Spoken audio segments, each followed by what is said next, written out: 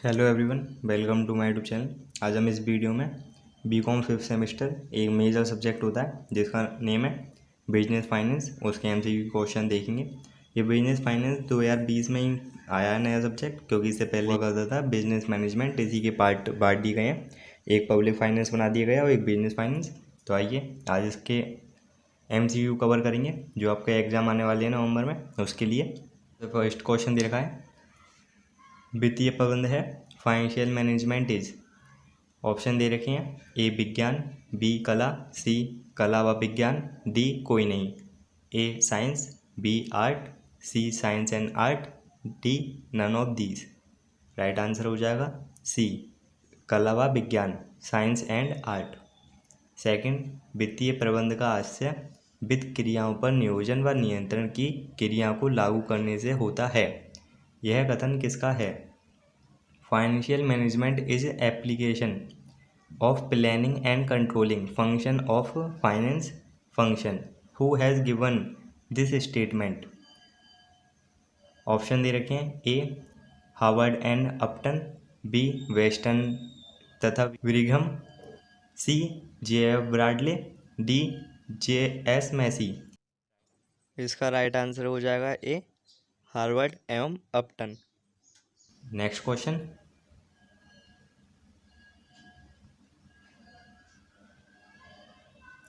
वित्तीय प्रबंध वित्तीय निर्णय लेने का वह क्षेत्र है जो व्यक्ति उद्देश्यों एवं उपक्रमों के लक्ष्यों में एकरूपता स्थापित करता है। यह कथन किसका है? Financial management is an area of financial decision making harmonising individual motives and enterprise goal. Who has been given this statement? Option दे रखे हैं, A Irwin Fred, B professor Solomon, C Weston Brigham, D JS. Massey. Right answer हो जाएगा सी Weston Brigham. बोध वित्तीय प्रबंध व्यवसाय की वह संचालनात्मक क्रिया है जो कुशल संचालन के लिए आवश्यक वित्त को प्राप्त करने तथा प्रभावशाली प्रयोग करने के लिए उत्तरदायी होती है। यह कथन किसका है? Financial management is the operational activity of business that is responsible for opting and effectively utilizing the funds necessary of efficient operation. Who has given this statement? Option दे रखे हैं, A Irwin Friend, B Weston Brigham, C JF. Bradley, D JS. Massey. Right answer हो जाएगा D JS. Massey. Fifth, वित्तीय प्रबंध के मुख्य कार्य हैं। Main function of financial management are. Option दे रखे हैं, ए वित्तीय नियोजन, बी वित्तीय प्राप्त व्यवस्था, सी शुद्ध लाभ निविधान, डी उपयोग सभी। A financial planning, B procurement of fund, C allocation of net profit, D all of these. Right answer हो जाएगा डी उपयोग सभी, ऑल ऑफ दीज। सिक्स, वित्तीय प्रबंध के उद्देश्य हैं। The objective of financial management are. Option दे रखे हैं, ए लाभ अधिकरण उद्देश्य, बी मूल्य या धन अधिकरण उद्देश्य, सी ए एवं बी दोनों, डी उपयुक्त में से कोई नहीं। A profit maximisation objective, B wealth maximisation objective, C A and B both, D none of the above.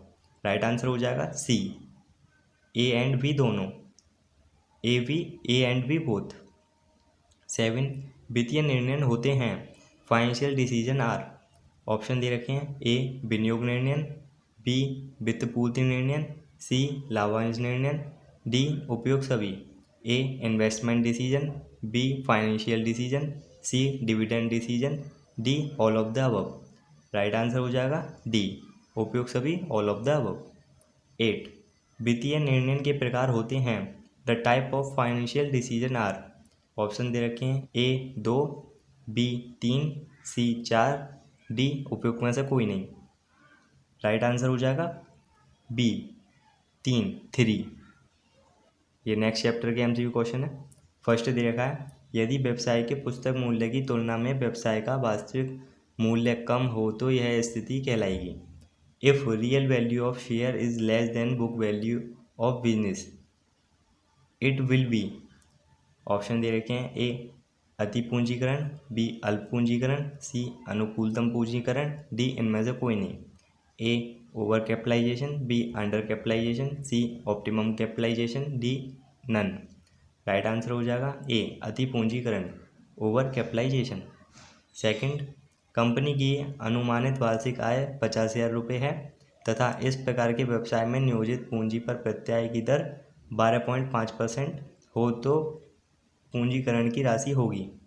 The estimated annual income of a company is 5 lakh and the same business ratio of return on capital employed is 12.5%। Amount of capitalization will be. तो amount of capitalization निकालने के लिए इसका formula होता है estimate annual income upon rate into 100। तो इसमें आप ये लगा सकते हैं फॉर्मूला। आप इसमें लगाएंगे तो ये दे रखा है, इसमें आप इसमें दे भी सकते हैं हिंदी में। इसमें एस्टिमेट इनकम जो दे रखी है यानी कि अनुमानिक वार्षिक आय 50,000 रुपये है और नीचे आप इंग्लिश में देखेंगे तो इसमें 5 लाख दे रखी है, इसलिए इसमें मिस्टेक है। आप अगर इसे करेंगे तो आपका राइट आंसर आएगा। ऊपर लिखेंगे, आप हिंदी के अनुसार बता रहा हूँ मैं। अगर आप हिंदी वाले क्वेश्चन में करेंगे तो अनुमानित वार्षिक आय दे रखी है 50,000 रुपये।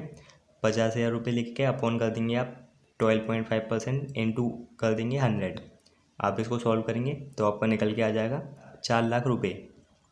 अगर आप नीचे वाले से सॉल्व करेंगे जहाँ पे 5 लाख दे रखी है एस्टिमेट एनुअल इनकम, इसमें आप ऊपर लिखेंगे 5 लाख रुपये, नीचे लिख देंगे यही रेट जो दे रखा है 12.5 इंटू कर देंगे 100। इससे जो आपका निकल के आएगा आंसर वो आ जाएगा 40 लाख रुपये। तो आप किसी से भी कर सकते हैं। आपको बता दिया है मैंने दोनों के आंसर, क्योंकि इसमें अमाउंट जो है ऊपर हिंदी वाले में 50,000 है और नीचे इंग्लिश वाले में 5 लाख दे रखी है, इसलिए एक एक जीरो का अंतर आ जाएगा दोनों में।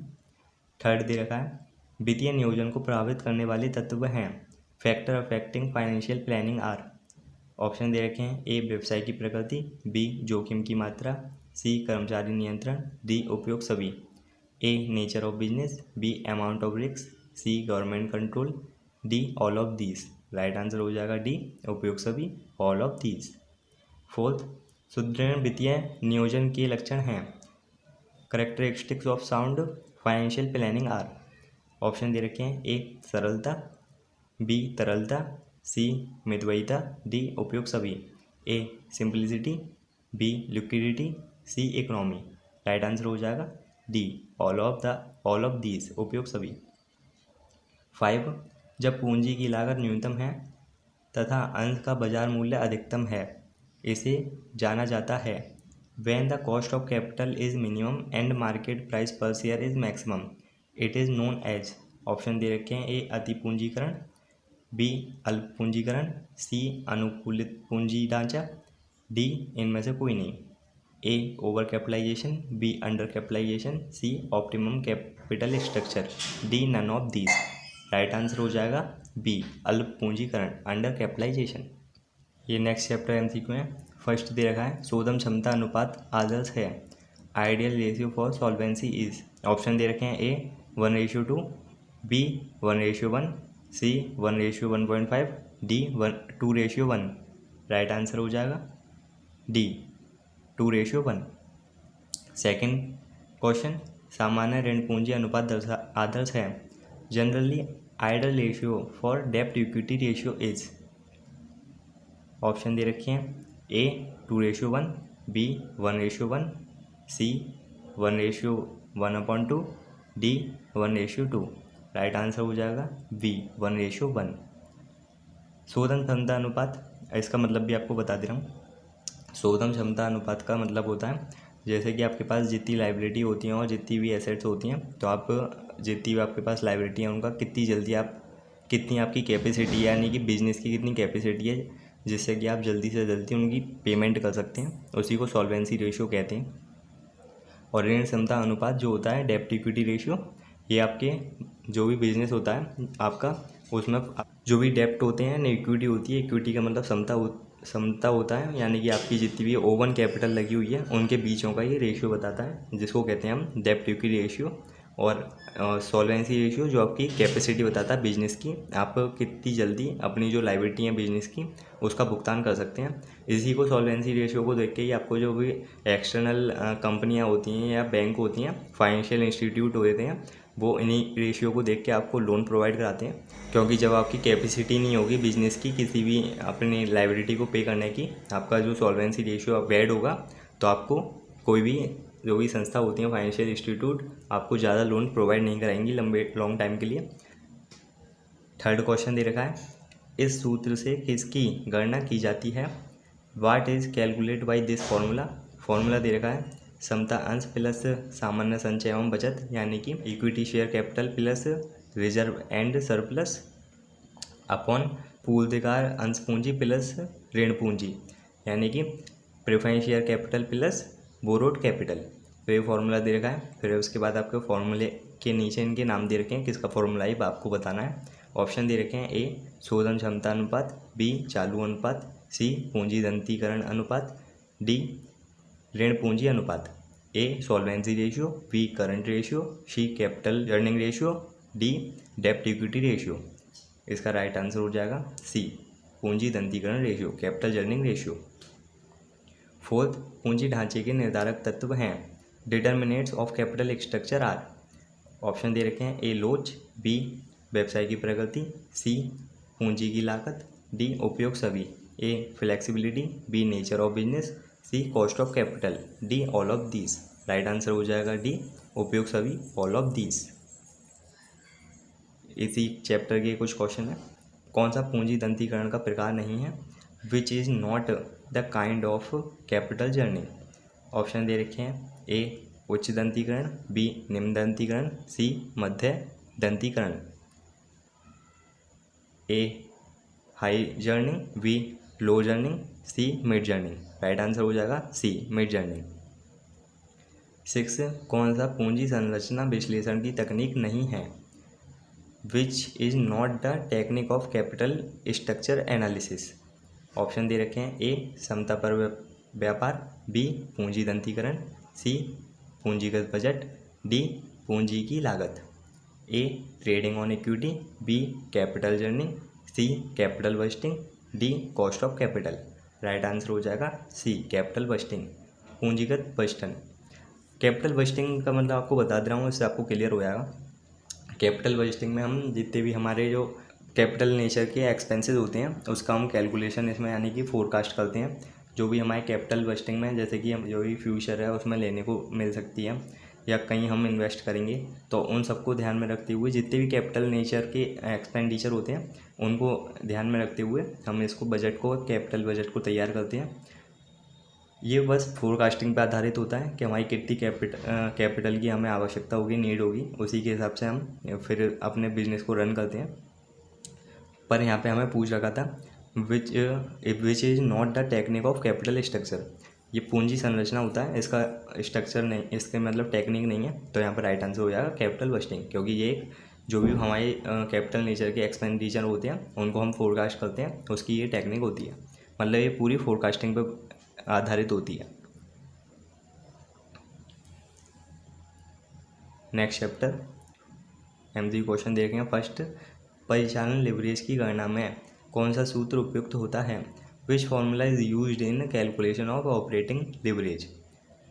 ऑप्शन दे रखे हैं, A sale minus variable cost upon EBIT। EBIT का मतलब होता है earning before interest and tax. B दे रखा है contribution upon opening profit. C दे रखा है percentage change in EBIT upon percentage change in cell. D दे रखा है उपयोग सभी। राइट आंसर हो जाएगा डी उपयोग सभी, all of these. Second question, वित्तीय उत्तोलन समार्थी माना जाता है। Financial leverage is called synonym to. Option दे रखे हैं, पूंजी पर व्यापार का, बी समता पर व्यापार का, सी साख पर व्यापार का, डी उपयुक्त में से कोई नहीं। A trading on capital, B trading on equity, C trading on credit, D none of these, none of the above. Right answer हो जाएगा बी समता पर व्यापार का, ट्रेडिंग ऑन इक्विटी। थर्ड, संयुक्त लिवरेज का सूत्र है the formula of combined leverage is. Option दे रखे हैं, A C upon EBT, B दे रखा है सी अपॉन ETB, सी दे रखा है सी अपॉन TEB, डी दे रखा है उपयुक्त में से कोई नहीं, नन ऑफ द अबव। यहाँ पे जो सी दे रखा है उसका मतलब होता है कंट्रीब्यूशन, और मैं ये आपको बता ही चुका हूँ। EBIT का मतलब मैंने बताया था। EBT का मतलब होता है अर्निंग बिफोर टैक्स। तो यहाँ पर राइट आंसर हो जाएगा ए। फोर्थ, परिचालन लिवरेज की सीमा के आकार पर परिचालन लाभ पर निम्न के प्रभाव को नापा जा सकता है। On the basis operating leverage impact on profit the following can be measured. Option दे रखे हैं ए, विक्रय में एक निर्धारण परिवर्तन को, बी, पूंजी ढांचे में एक निर्धारण परिवर्तन को, सी, लागत में एक निर्धारण परिवर्तन को, डी, उपयोग में से कोई नहीं। A, given change in sale, B, given change in capitalisation, C, given change in cost, D, none of the above. Right answer हो जाएगा ए, विक्रय में एक निर्धारित परिवर्तन को, given change in sale. Fifth, परिचालन लिवरेज बड़ा चढ़ा देता है। High operating leverage magnifies. Option दे रखे हैं ए, लाभ को, बी, हानि को, सी, विक्रय की अच्छी दशा में लाभ की संभावना को, डी, उपयोग में सभी। A, profit, B, loss, C, opportunities of profit in case of high sale, D, all of the above. Right answer हो जाएगा डी, उपयोग सभी, ऑल ऑफ द अबव। इसी चैप्टर के क्वेश्चन है, कुछ न्यूमेरिकल क्वेश्चन है जो शॉर्ट होते हैं। एक कंपनी की वित्तीय लिवरेज 1.25 है। कंपनी की आयकर व ब्याज पूर्व यानी कि EBIT earning before interest and tax में 10% की वृद्धि होती है तो कर पूर्ण लाभ में वृद्धि होगी। A company financial leverage is 1.25 times if EBIT increase by 10%, profit before tax will increase by. तो उसका फॉर्मूला आप पीछे देख के ही आए थे। इसमें फाइनेंशियल लिवरेज दे रखा है 1.25, इसमें इंटू कर देंगे हम जो हमारी EBIT में परसेंटेज चेंज हो रहा है जो कि इंक्रीज हो रही है, उसका इंटू कर देंगे हम। तो राइट आंसर हो जाएगा 102.5 यानी कि 12.5। इसका राइट आंसर हो जाएगा बी। 7, किसी कंपनी के प्रत्यय की दर ऋण पूंजी के ब्याज की दर से अधिक है तो वित्तीय लिवरेज होगा।